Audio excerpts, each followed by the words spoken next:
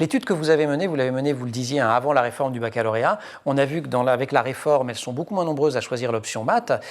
Au fond, si on avait lu votre étude, on l'aurait su avant que ce risque était énorme. Alors en effet, on en rigolait avec des collègues l'autre fois, si on nous avait demandé notre avis sur l'effet de la réforme du baccalauréat avant qu'elle ait lieu, on aurait pu le prédire. Le fait que les filles décrochent Alors on ne voit pas tant ce décrochage au niveau de la première, elles vont être en proportion autant de filles à choisir l'enseignement mathématique parmi les filles, et c'est vraiment le décrochage au niveau entre la première et la terminale, où là il n'y a que 30% de filles qui vont se diriger, qui vont choisir l'option mathématique. Mais... Parce que ces stéréotypes, ce que vous montrez dans l'étude, c'est qu'ils sont ancrés dès la classe de seconde.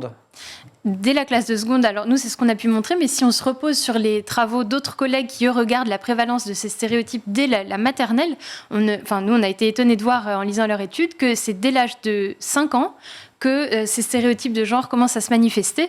Donc ils demandaient est-ce que les filles et les garçons étaient brillants. Ils demandaient à ces élèves de 5 ans le niveau de brillance de leur genre. Alors à 5 ans, on n'observait aucune différence entre les filles et les garçons, se considéraient autant brillants. Et puis à 6 ans, on commence à se creuser, l'écart commence à se creuser. Puis à 7 ans encore plus. Et ça ne s'arrange pas par la suite. Et ça ne s'arrange absolument pas par la suite. Les garçons pensant qu'ils sont plus brillants que les filles.